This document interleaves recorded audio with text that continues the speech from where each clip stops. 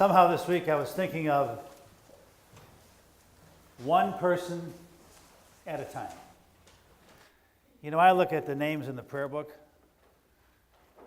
and I think of just in this humble little room, the journey you've been on to come through this door and whatever you might be going through in your life.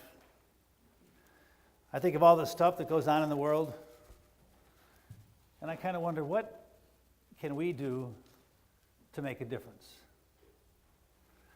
You know, whenever a new year begins, I'd always like it to be a little bit different. And then in a few days, I get caught up in the same stuff I always do, and everything's just kind of the same. I really don't change at all. I have little goals for this year. I'd like my Sunday morning coffee to start tasting a little bit better. Maybe a few less grounds, a little more love, a little more patience. I really want to win Pack the House again. Not that I'm that competitive, but it would really be fun to win the attendance thing 2 years in a row. This year I'd like to focus a little bit more on what's right with the world instead of all the stuff that's wrong. Maybe that means a few more hats, a few more great t-shirts with a love bucket on it. And instead of getting overwhelmed by everything, I've been doing something a little bit different. Every day, I think of one person at a time. Because I really believe that somehow, some way, it's in the way we live our life.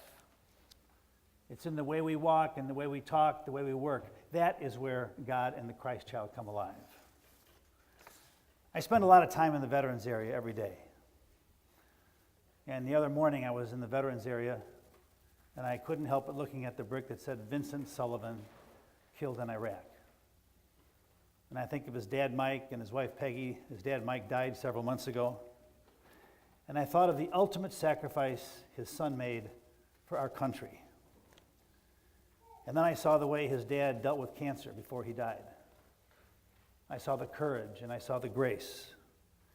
And somehow in that family, I was able to see the Spirit speak to us, because when you think of one person at a time, you're reminded that that is exactly how God works. He works in this world one person at a time, and sometimes it's you and me through whom God speaks. There's a lot of days when my focus is on my wife, Jude. You know, she's been gone almost 4 years. And yet her courage and her grace and her humility, they have never left us. And I was thinking of all the good stuff and the bad stuff and everything in between, and somehow, some way in her journey through her life and our life together, somehow it's in the middle of that journey, that's where the Christ child is born. That's where God speaks to us. That's where we learn about how God's Spirit works. The other day I was focusing on Quentin, of all people, my son. I was thinking back in the days when he was young and cuddly and used to like me. And now as he turned 16, I think of our journey. I think of my patience and my impatience. I think of his disability and the things he does well. And somehow, some way, in the middle of that journey with Quentin, that's where the Christ child is born. Because that's the journey we are on. One person at a time. And the other day I came in here to kind of just detox and listen to some music, and the church was empty. And I looked at all the chairs. And that's when I thought of Vern Bach. Now, most of you 11 o'clock people probably don't know Vern very well. Vern has been a member here forever. And he always sits in the second row with his wife.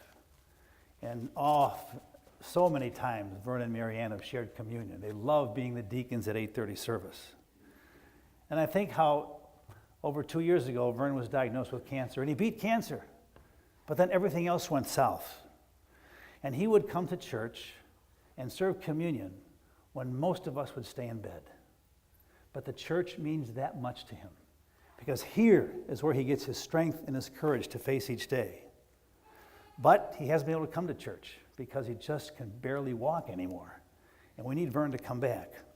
Remember, over a year ago, I was gone, and I asked Vern to preach for me the Sunday I was gone. And he said, "Don, I'm not a preacher."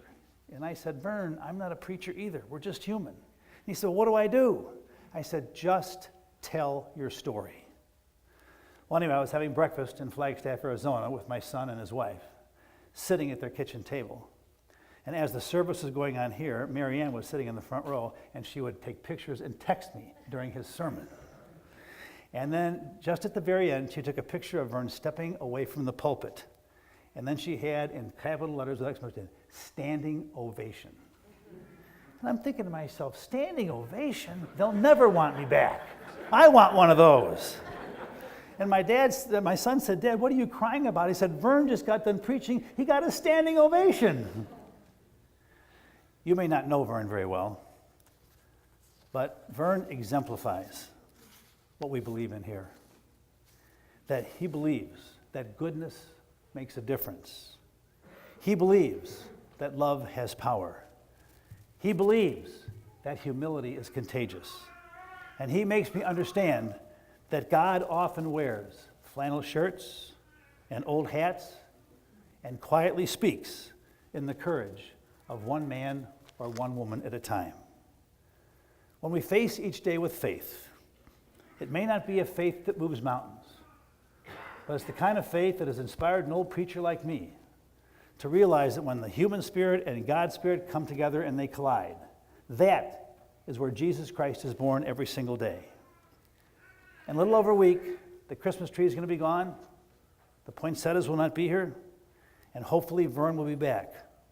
In the meantime, the love bucket today has Vern's name on it. And when you leave this place today, please know that the baby Jesus is born again in every single step that you take. Amen. If you're able to, please rise for the creed. It's on page 105.